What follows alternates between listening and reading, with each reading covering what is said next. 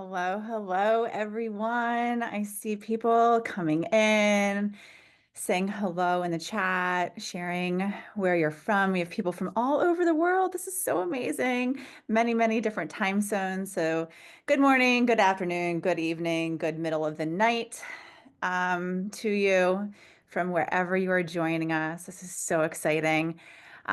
We are on the Zoom webinar platform. I wanted this to be more of a collaborative discussion, but we had over 1,400 people sign up for this, and my Zoom meeting account only goes up to 500 people. So we are now on Zoom webinar, which can accommodate everyone that signed up. So welcome to all of you. I do hope to still interact with you. That is the whole point of our collaborative discussion. It's just going to have to be a little bit more through text. So through chatting, the chat pod, through our Q&A feature that we have activated. So let me just kind of go over a little logistics here.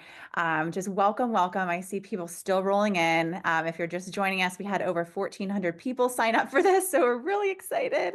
And there's a couple different ways that you can ask your questions, share your experiences. We have a chat. The chat pod is active, so feel free to open up the chat and you can pop questions or anything you want to share about the Interoception curriculum in the chat, or you have another way you can reach out to me, and that's through the Q&A function. So you have little buttons. Sometimes they're at the bottom of your screen or sometimes they're at the top, depending on the Zoom platform that you're using. But there is a little box that says Q&A, and it has like a little question mark in it. If you click on that button, it should open up a Q&A box that you can submit questions or even comments in, and I will be checking in there periodically to see what you'd like to discuss. So we did, I'll start out getting the discussion rolling. We have had people submit lots of questions to us ahead of time. So I'll go ahead and read some of those questions to you and answer them.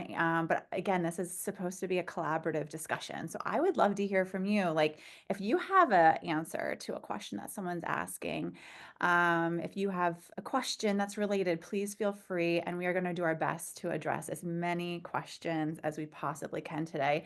Of course, we are all here to talk about this resource. The point of today is to talk about the Interoception curriculum. We know that there's over 30 countries using this worldwide. It's really exciting. I know that it's also starting to be translated into other languages. So I know it's going to continue spreading in countries. And so we're really thrilled about that. And so I am going to go ahead and read our first question. We had some questions about using the curriculum in the school setting. So the person was asking one of our questions, using the Interoception curriculum in the school setting, we have an idea where paraprofessionals will run the program in a sensory space for about 2 to 4 students at a time. What do you think about this idea? Any tips? I think this is a brilliant idea. What I love about Interoception is that it fits so many different professional backgrounds. Like you don't need to be an OT to lead Interoception work. You don't need to have a mental health degree. You can be a parent. You can be a paraprofessional. You can be an SLP. You can be anything really, and you can really help kids learn about their bodies. So I love the idea of bringing paraprofessionals into this work and having them to lead some of the activities from the curriculum. So any tips, I was asked. So first of all, I think just making sure that anyone that's leading the Interoception work is on board with a few principles. And if you know the curriculum, you know my work here, these principles might not be a big surprise to you. So first of all, when we're inviting kids to do activities from the curriculum, invite is the key word there. This is an invitation. We want to invite our clients, our students to participate in these activities. We want to inspire them to participate because we're trying to make it fun and enticing and something meaningful to them. This is never a demand that we are going to place on someone and they must complete these Interoception activities in order to get their token or to get their sticker or to get whatever it is. This is an invitation. They need to have the right to say no, because when someone refuses to do an activity, do you know what that's involving? That's in them involving interoception. They're listening to their body's saying like something about this activity is making me feel uncomfortable and I'm saying no. So we need to find ways that we can respect and honor that refusal, because that is interoception work in and of itself. So the premise there, number one, is just making sure that anyone that's using the curriculum knows this is an invitational process. We want to invite people to participate. We want to honor all responses we hear. And I'm curious, some of you out there using the interoception curriculum, I've heard some really clever ways of describing the way a person's body feels. And we need to validate and honor every single thing that is shared with us, even if that's our student. And I'm going to talk about this in a little bit, even if that's our kids or adults that are telling us every time they're doing a focus area experiment, like they're holding an ice pack or they're holding a hand warmer or they're putting their hands in water, that every single experiment they're doing, they're saying, my hands feel okay, my hands feel okay, my hands feel okay. Like they're giving us the same answer. That's okay. Like we're going to honor and validate every single response we hear. That is so key. So invite only, invitation only, honor and respect every response we hear, including refusals. And then we really need to try to model our own experience as we're going through the curriculum, if you feel safe enough to do so. I know not everyone feels safe to notice and share their interoceptive experience, but if you do, model that, and in a framework of curiosity, like, oh, like my hands feel tingly right now. I wonder if that's the same or different for you. So model your own experience, and make it fun. And remind whoever's leading this work that this curriculum is designed to be really, really fun. And yes, we're talking about a very serious topic, but we want to use that playfulness to our advantage to help people to kind of like feel a little bit safe and to feel regulated enough to connect to their bodies. Okay, so let me take a pause here. I have lists of questions that we got ahead of time, but I want to stop here and I want to check in live and see what kind of questions you have that for everyone that is here live. Um, so let me see here. I'm going to open the Q&A box first because I see a lot of people in the chat sharing where they're from. Okay, Mary's asking, how do you know when to move from stage to stage in the curriculum? Great question, Mary. So if those of you who are listening are not familiar, the curriculum is divided into 3 sections or stages, as Mary's referring to them. So the first section is called body, and that's helping people to notice body signals in a variety of different body parts. So like, how do my hands feel? How do my feet feel? How does my heart feel? How does my stomach feel? And then section 2 is called emotion, and that's helping, now that we are noticing more body signals, we can use those as clues to what emotion we're experiencing. And then section 3 of the curriculum is called action, and that's using a variety of feel-good actions to help regulate our body signals. So how do I know? Like, okay, so let's just say I'm in stage 1. I'm using lots of activities to help my clients notice how different body parts feel. How do I know that they're ready to move on to the next part of the work where they're going to use their body signals as clues to emotions? I'll just tell you, first of all, there's no like concrete answer here. It's kind of like using your gut, your interoceptive sensation to know if it's time to move on. And let me just add, hopefully, a little reassurance here. For this really good question, Mary, that even if you move on and you realize, oh no, like I think I moved on a little too fast, that's okay. You can always go back. So just because you move on doesn't mean that you have to stick to being in section 2 of the curriculum if you realize you're starting to do some of the lessons there and it might be a little bit too much. So other signs I look for, like as we're going through section 1, like let's just say we're doing lots of experiments for our hands and our feet and our nose and our mouth, and my clients seem to like be really connecting to how these body parts are feeling. Maybe they're even getting proficient in describing what it is they're noticing, whether it's through mouth words or through using their they see to describe what they're experiencing during our experiments. If I see like some proficiency there, they seem to be comfortable with that, then I might know that we're ready to move on.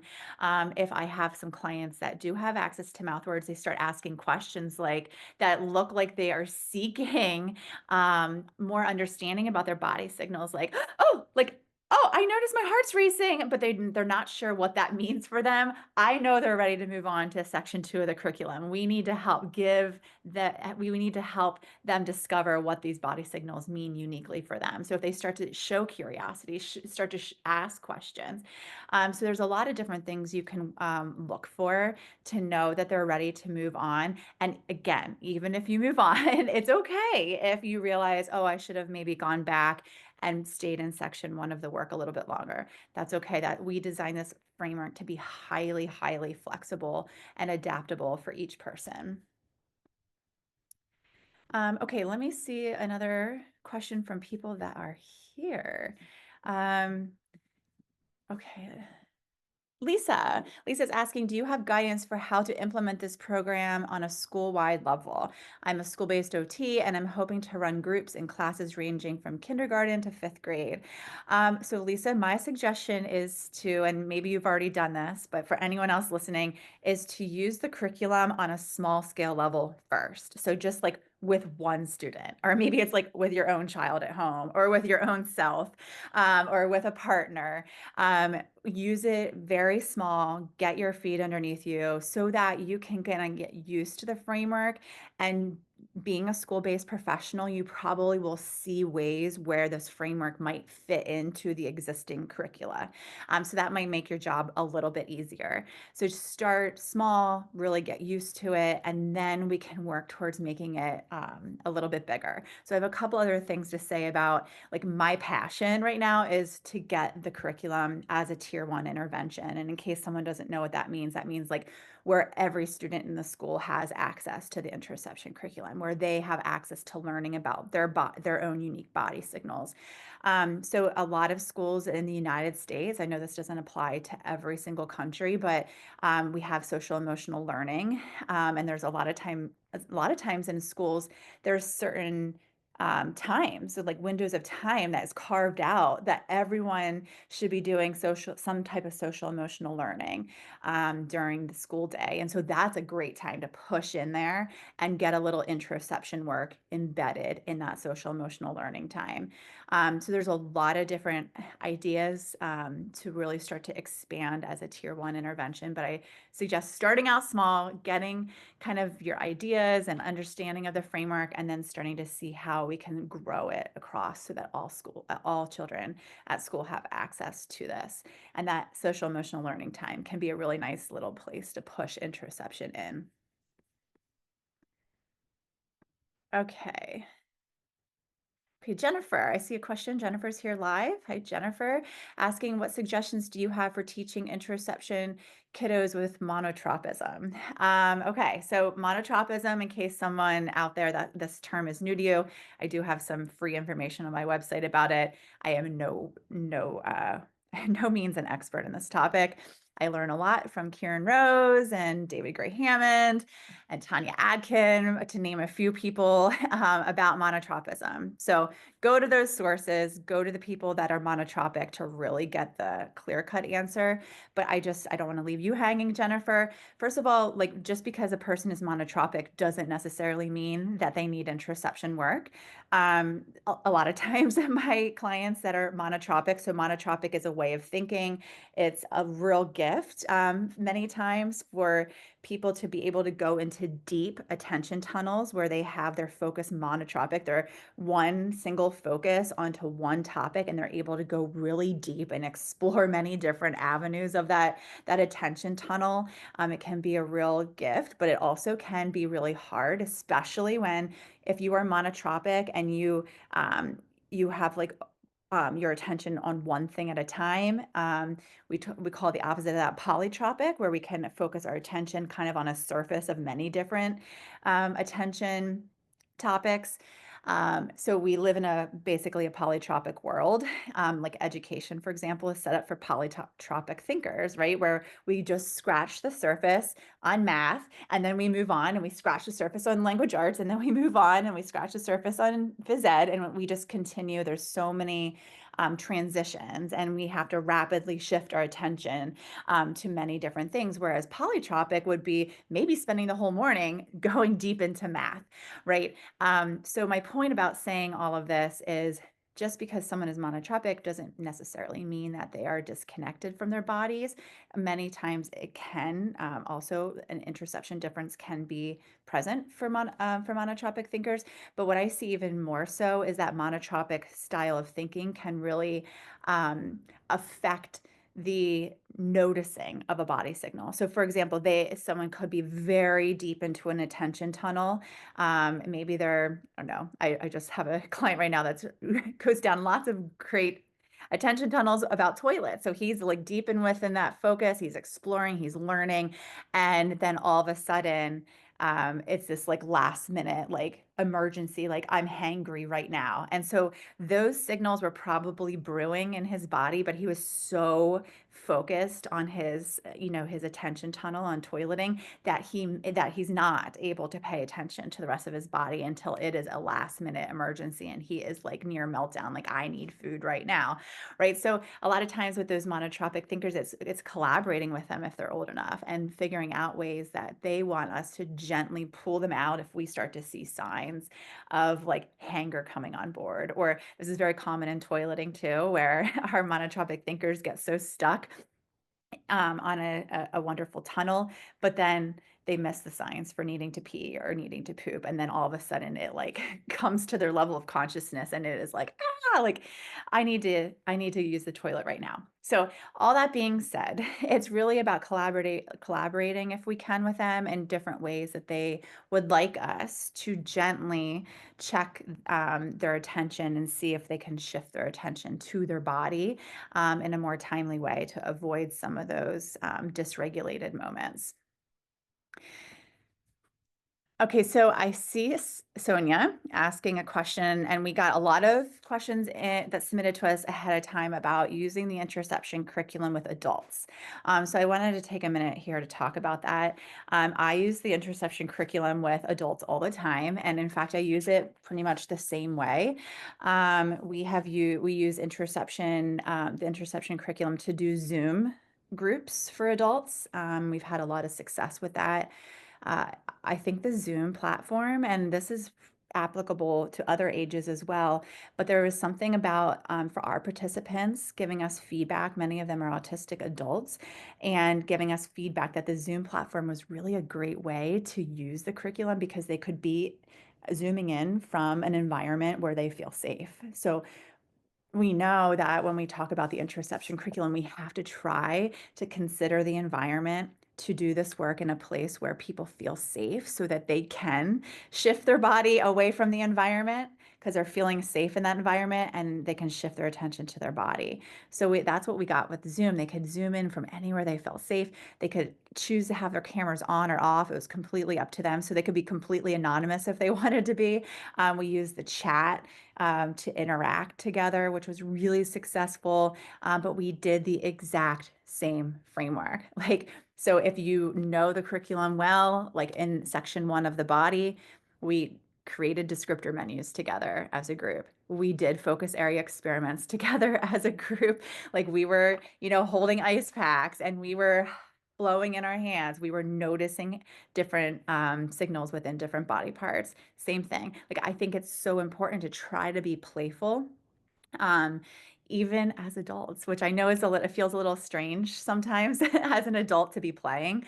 But we had such great success. And I have colleagues that use the interoception curriculum in like pain clinics, chronic pain clinics, where they have clients that, for example, like they might be veterans, or they might be working with law enforcement officers with chronic pain, like a lot of different professions that have been conditioned to ignore their body in order to do their job, in order to survive their job. They have to kind of disconnect from their body, but now they need to, because of the chronic pain, come back into their body to learn more about their body's needs so that they can manage those body's needs. So these are like adults like playing, and it's really fun to hear their experiences. Sometimes at first it can feel like, a little strange, but they really start to learn a lot about their bodies, and it's very life-changing. So I guess my advice in a nutshell about adults is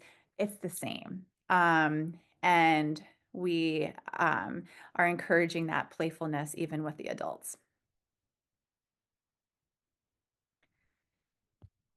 I know there's a lot of things happening in the chat too. I'm sorry, I can't like watch two different places and talk at the same time. So if there's questions that are in the chat that you really want me to answer, it'd be really nice to put them in the Q&A for me so that I can see them um, in one space. So Amy's asking a question. You wanted to create a Google site to share with families with examples of experiment ideas and IA on the fly. Is there something already created? I don't have a Google site per se created, but that's a really great idea. The IA on the fly forms are to be shared at home. We also have a really great resource, Amy, that might be nice for you to add to this Google site. I share it with families a lot. It's called Interoception, the daily activity list. So if you go to my website and you go under the free printables section, it's one of our free printables, and it has 15 different menus. Each menu represents a body part from the curriculum, and it gives families some focus area experiments that might be naturally occurring throughout a person's day. So for example, like the hand menu, we tried to think about things that are happening already in that family's day that could be a really great time to practice noticing the body. So like, for example, hands, like when they're washing their hands or when they're putting on lotion or when they're holding a drink or when they are helping wash the dishes or when they're in the bath or when they're catching a ball or when they're hanging from playground equipment or when they're writing or playing with slime or eating finger food. Like there's so many things that could be naturally happening that could be a great moment for the family to pause and be like, oh, like let's notice how our hands feel right now. So that's a really great resource that you might want to add in there. Just ask that you cite the location that you got it. I think your idea is a really great idea. Um, Okay, Alex is asking, wondering where people start teaching this curriculum when clients have had trauma and are not able to come to a clinic or institutional setting, and they come to you as an OT because you are nature-based. Has anyone done this curriculum in a nature-based practice? Very cool question, Alex. And actually, we had another question very similar to this. That was sent ahead of time. And I think this is a really wonderful idea. And I worked with a student a long time ago, a PhD student, who used the interoception curriculum in nature. So used the same framework, just made it very nature-based. So what you can do, like I'll just kind of give you like an example of how they did this, and maybe this will spark some ideas for yourself and anyone really listening. So following the framework. So if we're in section 1 of the curriculum, right? So you pick the body part. So we have the body part we're focusing on. So let's just say it's our feet. So we're going to learn about how our feet feel. We can all brainstorm a descriptor menu together before we go off on our outdoor adventure, or you can just have a descriptor menu handy for them to take with them on their outdoor adventure. So that descriptor menu is just that language support, that those words that can be used to describe the way the feet can feel. So we have the descriptor menu in place, and then you have your focus area experiments. These are all going to be nature-based. So like go stomp on leaves and notice how your feet feel, or climb across rocks, or put your feet in a creek. Like I don't know what kind of nature you have access to, but there's so many things in nature that could be such fun focus area experiments to help your clients to learn about their bodies. So you can still use this framework of the curriculum. You're just going to tweak it and make it a little bit, those experiments are going to be very nature-based. You can still have body check charts if that's something that's meaningful to you. So those are the charts that are from the curriculum that have the body outline over here and all of the body part icons on the other side so you can still maybe end your outdoor session with everyone checking in with their body to give some more practice with that. And so I hope that gives you some ideas because I think you're onto something really special making this an outdoor curriculum.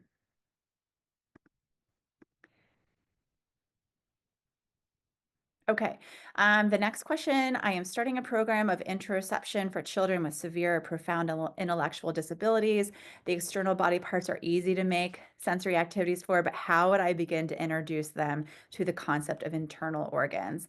This is a fantastic question. Really hard for me to answer without knowing the students, what their strengths are, how they best learn.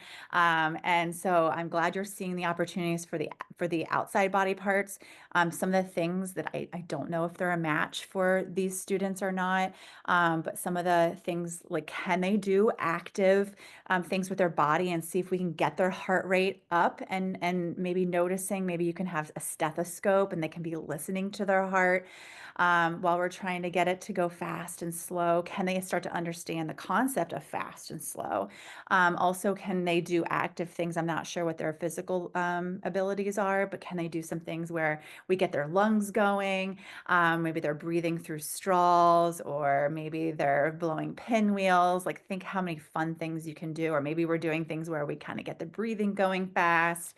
Again, if they physically are able, like if we want to try to like be curious about maybe their belly or their bladder, maybe we could lay on yoga balls or little mini balls on the floor. So you just really can think a little creatively. It's really hard without me knowing their physical capabilities, what you can do to play around with some of that stuff. But I love that you're going for going for this work with these children. And we've heard from so many people that when they start the interoception activities, especially with children that have severe, profound intellectual disabilities, they are getting some really nice outcomes. Like kids, like actually like showing signs like they are like paying attention, like when they're making silly faces with their mouth and they're like starting to notice like different sensations. So have fun with that. Jennifer is asking, how do you teach kids to have interoception while they sleep? Great question, Jennifer. I work on interoception during the day. And if, like, so your example is like toilet training at bed for bedtime or when they're asleep. And and this is a very frequently asked question we have. We work on the interoception during the day, and not just interoception needed for toileting. We try to really make sure that we're working on the whole body if we can.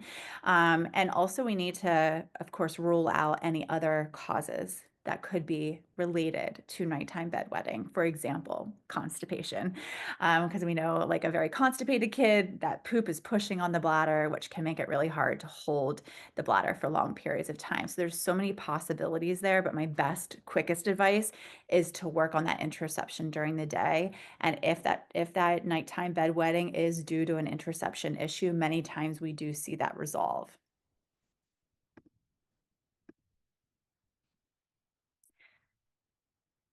Okay. So Holly, I think I just answered your question about doing the work with children with severe to profound intellectual disabilities. If I didn't answer that whole question, please feel free to follow up. Um, Next question. Your 10 things I learned post resonated with me. I have been using your curriculum for 5 years. I have modified it based on my students and used it one-on-one in groups. I have had 3 amazing sessions recently with students in the alternative program in which I work. The consistent sequence has helped the students to feel safe and provided input. It has been amazing. I was teary after each group. Oh my goodness. This is coming through as anonymous, so I don't know who posted this, but this is such a wonderful, wonderful share. Thank you for sharing this. It's actually making me really emotional too. But yes, I thank you for commenting on the predictability of the curriculum. Like we really, like I have so many interception ideas. Like it's really hard for me to contain myself, but we really try to limit the strategies that we put in the curriculum because we wanted to set up a predictable process. And so if you have used the curriculum, especially the first part of the curriculum where we're learning about how different body parts feel, there are 4 strategies we use in every single lesson. It wasn't because I ran out of ideas. I have way too many ideas. It was because we really wanted that process to be predictable. So I'm so glad you're commenting on that and that it's been really successful for the people that you serve. I also personally find the predictability helpful because once I get used to the pattern of how to do the lessons, then it required a lot less planning on my part and a lot less thinking on my part.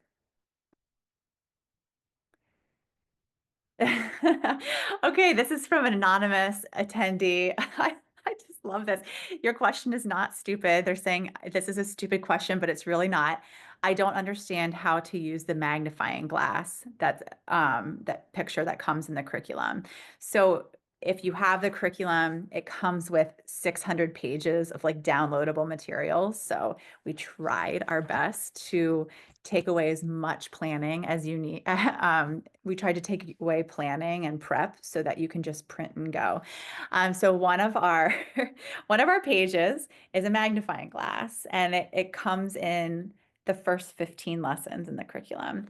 And the way we use a magnifying glass is we print it out, or sometimes I even buy a cheap magnifying glass from Amazon, but you can print it out.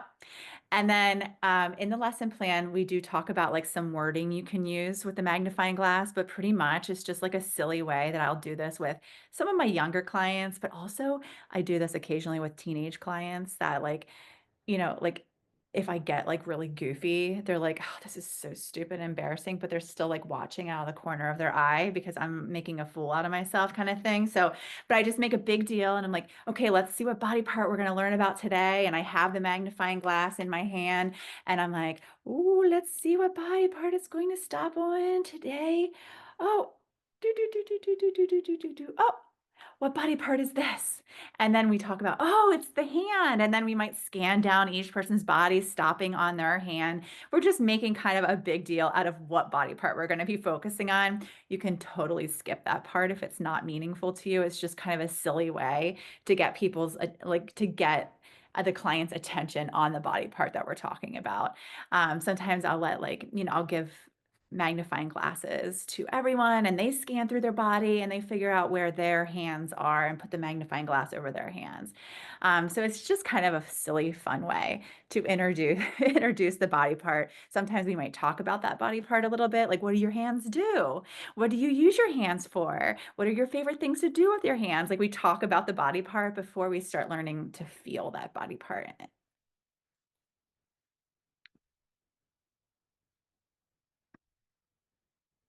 Okay. Jenny is asking, do you have any tips for using this in an art gallery with groups on a single visit? I don't know, but I've never been asked this question, Jenny. I have to ponder this one because I feel like this could be such a cool idea to use the curriculum concepts in an art gallery. I don't know if this is where you're going, but like it would be like an immersive interoception experience where someone can walk through the gallery and like maybe learn more about the topic or maybe even learn about their bodies as they're looking at this. I don't know where you're going with this, but I really feel like it's amazing. So feel free to follow up on some more thoughts on that, Jenny, because that's really cool. Okay, this is from Michelle. Michelle, explaining concepts has been really difficult for me. I just helped move our school to a more neuro-affirming philosophy from compliance-based. Some of the staff still want an answer. I am working on it though. Awesome.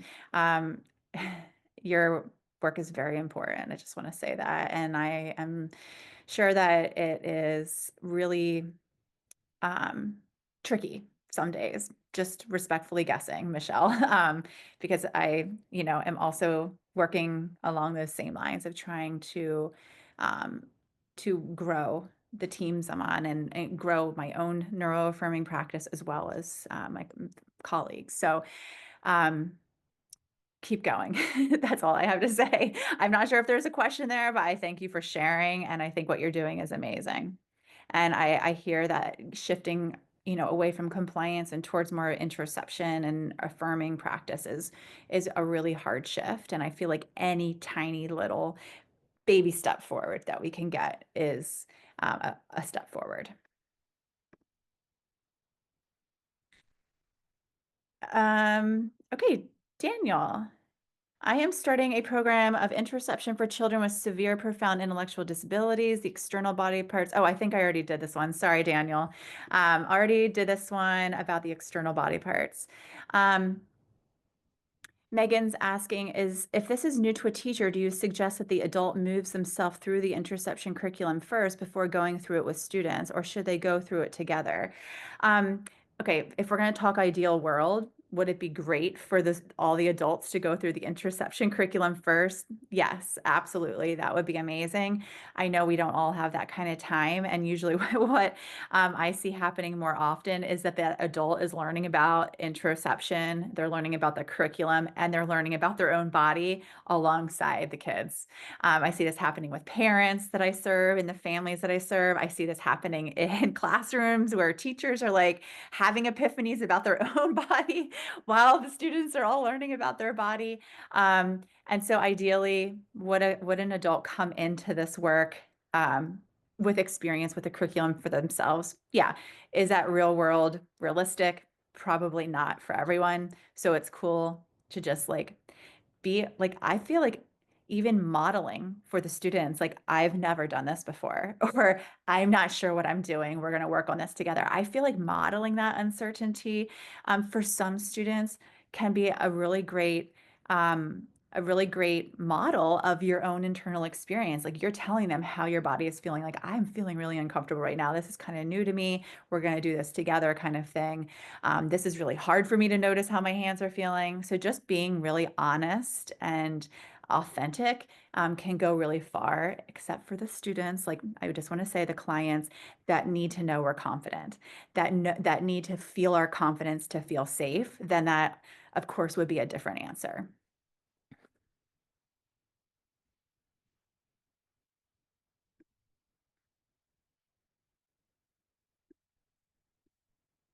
Okay, the next question is from Anne. Anne, I'm running a group in one of our contained classrooms at school for students grades 3 to 5. We have to move quite slowly through the curriculum, staying usually a couple weeks per body part. We likely will only get through body experiments by the end of the school year. I don't know how to plan for next year. Do we do two separate groups for students who have done it or not? Yeah, or do we repeat the same group? Any thoughts, advice would be appreciated. And I don't know your students, so I'm just going to give kind of like a generic response. You'll have to think about your students personally, but for me, my gut answer to this is I would do some kind of revisiting of part one, or step, the body parts, to kick off next school year.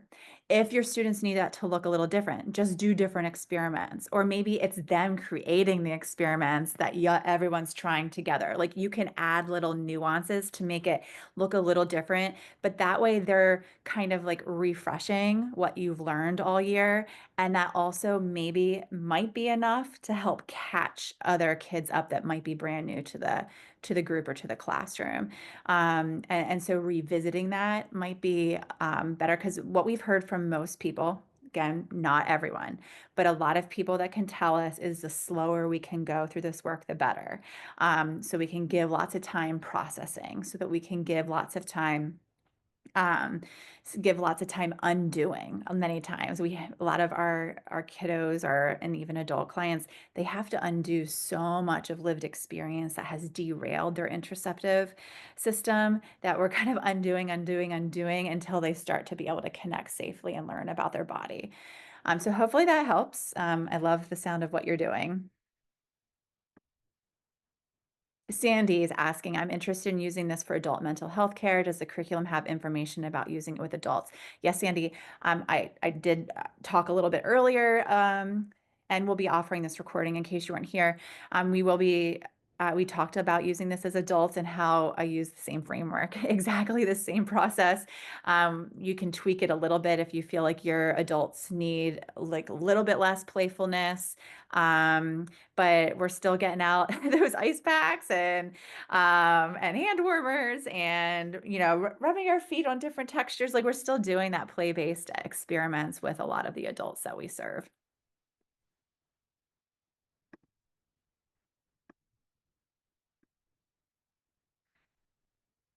Okay, Tracy's asking about children with Arfid. I'm working with Arfid and picky eating, both in children and adults. Okay. Many report extreme stomach pain and nausea. Many have diagnosis of IBS and more. Is it okay to try interoception with these clients regarding understanding if this means they are hungry despite having other physical diagnoses? Uh, I love that you're thinking about this, and this is going to be dependent on each person. Sometimes we think about, you know, do we want to call attention to discomfort in the body? And I have a couple thoughts about that. I think we're still actually understanding how to best support this. Like, even if you think about the chronic pain space, for so long, it was like, distract a person away from their chronic pain or change your thoughts about the pain. Like, and now it's shifting in the chronic pain space to be more mindful, to be more interoception focused. So we're now paying attention to the pain in order to reduce the impact of that chronic pain. So there's a big shift happening. So I don't know the 100% right answer for each of your clients, but what I would do and what I have done in the past is to nurture interoception, but away from the places that I know are really highly distressed or uncomfortable. So, like, you know, for example, like I probably wouldn't start with noticing how your stomach and bowels feel with the people you're describing, or even if like maybe like textures and things near the mouth are very aversive, I wouldn't do the body part of mouth right away. Like so, I would start on neutral body parts, really helping them to like to connect to their body, notice how their bodies are feeling, and kind of spread that attention to other body parts, empowering them with this body understanding, and then slowly work towards maybe places of discomfort. If they bring it up, that's okay, like, right? But we're trying to stay a little bit neutral in this body learning at first, and then move more into some of their areas of discomfort. If it seems to be like it's not like working for a certain, if you start to get to like the abdominal area and it just like seems to be really like stressful or overwhelming, then I mean, I would follow their lead and back off of that at first. But we know with ARFID, like the key is to help promote feelings of safety around food. And so anything we can learn about their bodies and what helps their body feel safe will most likely go far for them with the ARFID as well. And in case, I'm sorry, I threw out this acronym. I'm not, in case you're not sure, ARFID is, oh, I'm so bad at acronyms too, avoidant restricted food intake disorder. I think I said that backwards. Someone help me out in the chat. But I just want people to know what ARFID is. But it can be related a lot of times to very limited diets. Brooke is asking, as a parent, how different is the curriculum from the workbook? So I don't have a copy of the workbook here with me, but we do have, this is the curriculum book, and then we have my interoception workbook is what it's called.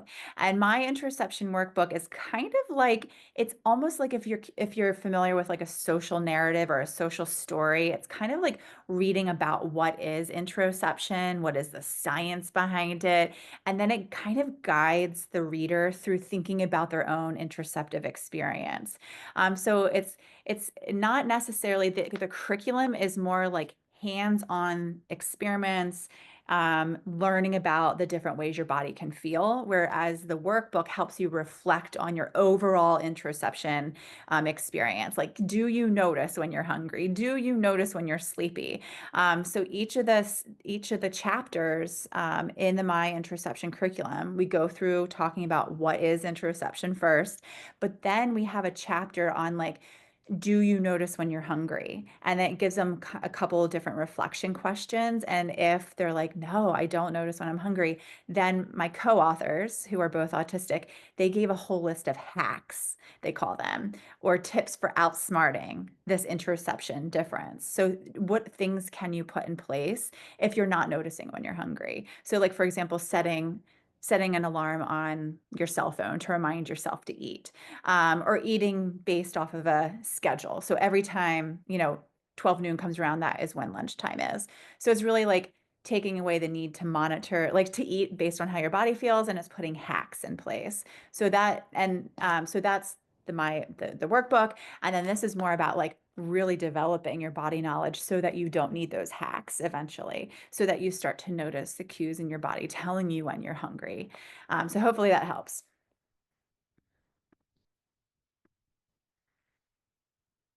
Amy is asking, I tend to do the curriculum in direct OT sessions, but find lots of direct is needed, which is expensive for private paying families. Could I give them alternate body parts to do at home?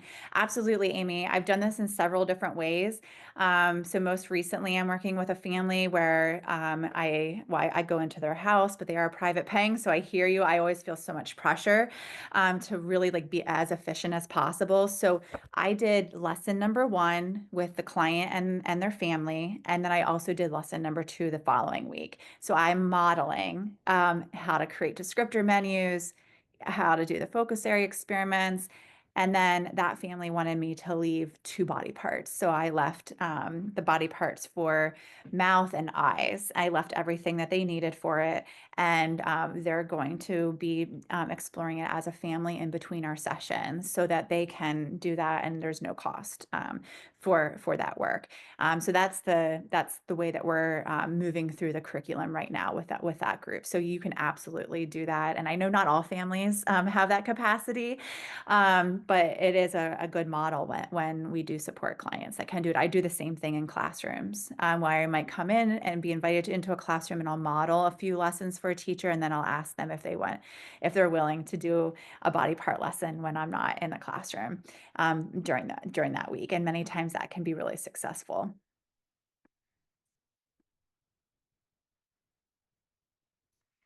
Um,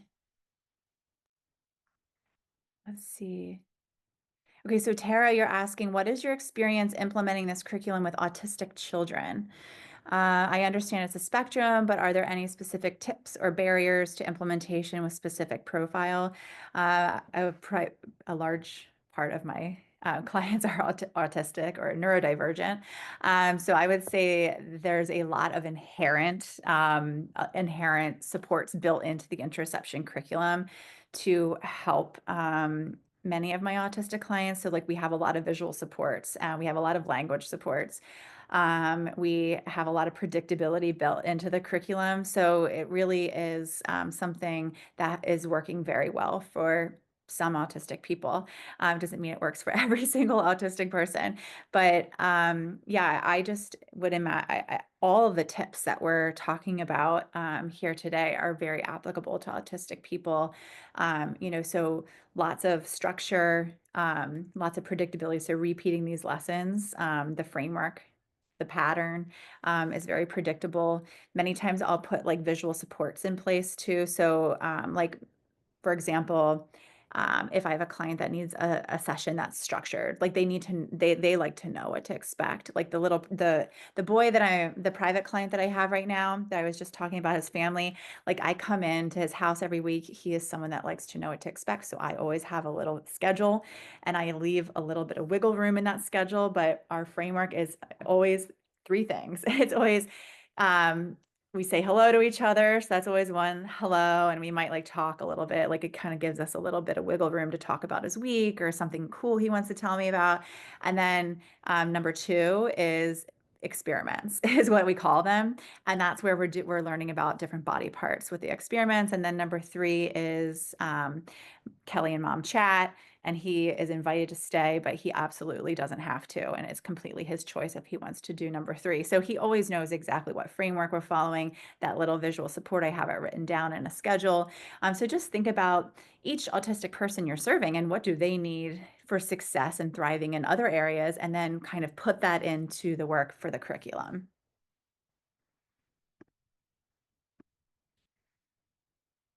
Okay, Mary, I thank you for this question. I work at a school for the blind. Has this been used with students with visual impairments and blindness?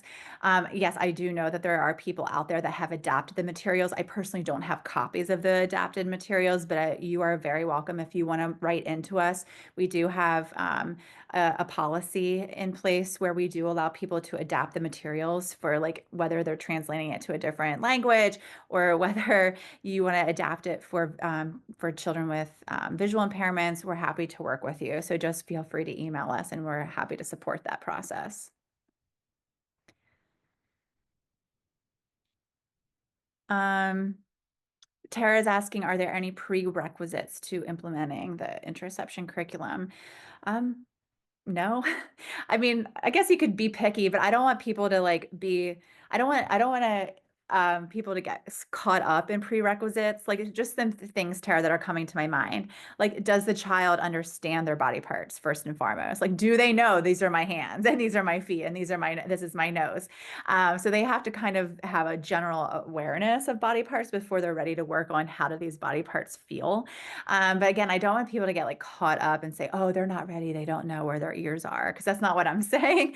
It is helpful to know where your ears are before we work on like how do your ears feel. But honestly, some of our experiments really do help a person to discover and like really connect with, oh, these are my hands, or oh, these are my feet.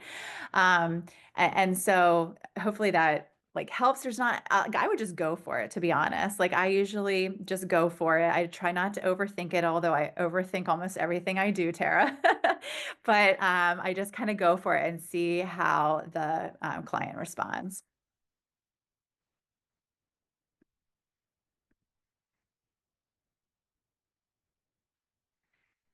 Okay. So I see a couple questions coming in about PDA. So and we had some questions about that on my on all of our questions that were submitted ahead of time. So I wanted to read a a question about PDA. We have a bunch of them. Um, so my son is PDA autistic and said, I'm not interested. This is a quote from her son. Okay, I am not interested in learning about emotions. They can literally kill you, and it comes in quite useful sometimes not feeling these things. So the mom is saying, where do I start and how do I convince him that interoception is an important journey? So I just want to say, first of all, this young man's insight is incredible. It's incredible. First of all, I feel like we need to validate what he's sharing. He's saying like that he's not interested in learning about emotions. Emotions can kill you, and it comes in handy not feeling your feels sometimes. That's all correct and valid. People dissociate and disconnect from their bodies for really protective reasons. Yes, and thank you again. Here I go with acronyms. Pathological demand avoidance, PDA, is what PDA is. Thank you for everyone in the chat for helping me out there. Um, so I first of all would just I would validate, like a lot of what, we do is validating a person's inner experience. So let's validate and say like, this is very true. That it can be very useful to not feel these things.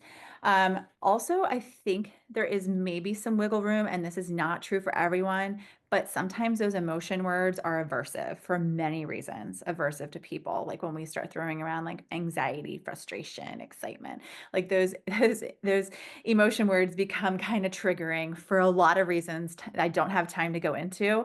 So I'm curious if you shift to body signals and like and just being curious about the way the hands are feeling or the way the heart is feeling or the stomach, and really kind of shifts the narrative there. We're still working on feeling, but it's in a very different context with very different language. If that is something that that he might find useful. Again, sometimes PDAers find even just noticing body signals to be a demand, and a very stressful demand, like noticing like when their body is telling them, I need to eat, I need to eat, I need to eat, like that's a demand that's being placed on them from inside their body. So that can be very, very stressful, and very, very difficult. So we have to really tread lightly here. Some other things that we have thought about with some of our PDAers. First of all, we should always be learning about PDA from actual PDA people. Um, but and that's where I learned a lot about the body signals, our demands. Christy Forbes is someone I've learned a lot from about that. Another thing you can do is just model out loud about your own interoceptive journey. So it's not any demand on your child. It's something that you're just modeling out loud, kind of in passing, kind of informally. There's no like pressure. There's no demand put on the PDAer. It's just you modeling out loud so that you're putting out into the universe that there is this process happening that is helpful to you, that you're putting out that language, that interoception language that might be helpful to them um, in many ways.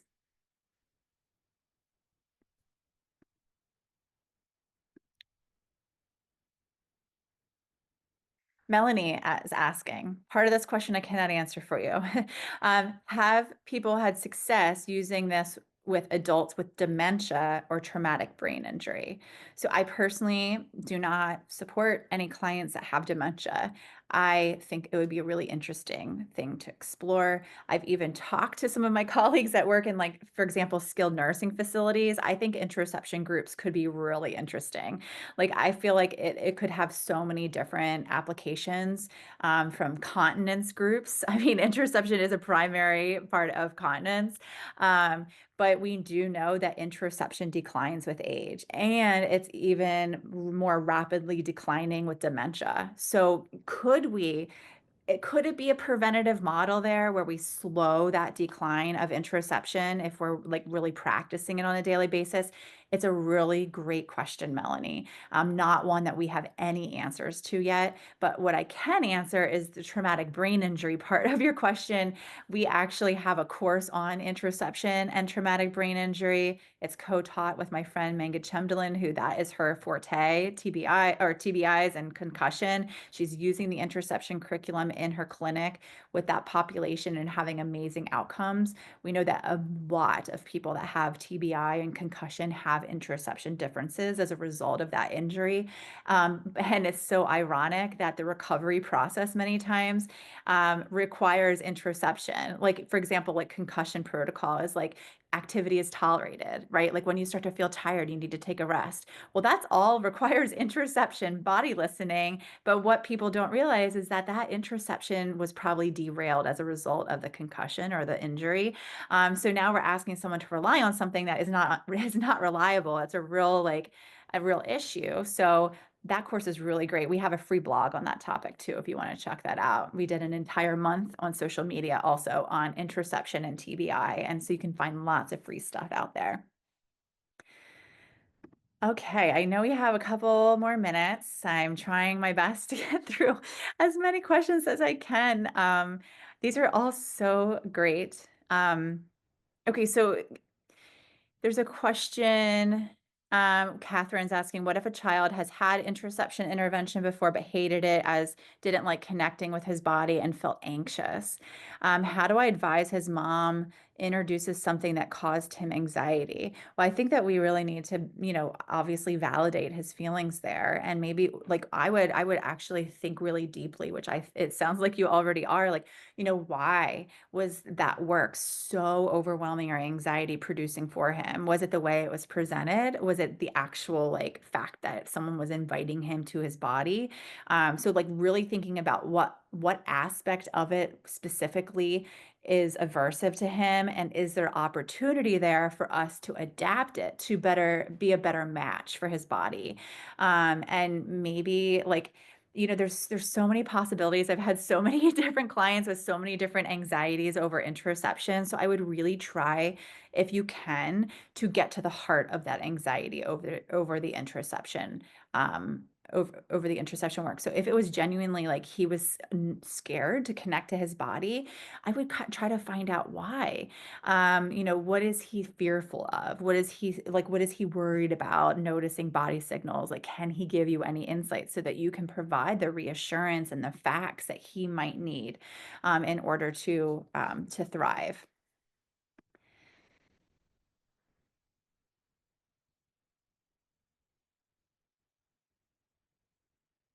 Yeah. Okay, Madison. Madison's asking, do you have any suggestions for making the emotion section more play-based, rather than, I mean, we have a math game in there, but not too abstract for children with developmental delays.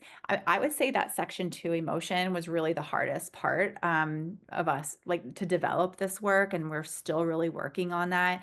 We do have the math game in there to try to make it play-based. We use focus area experiments again to try to like get at that concept that your body signals are clues to your emotions, but this is very complex. And quite frankly, what we've been doing with some of my clients, and I know there's other people out there doing this now, we are skipping that section of the curriculum for some kids that just doesn't seem like it's like really hitting for them.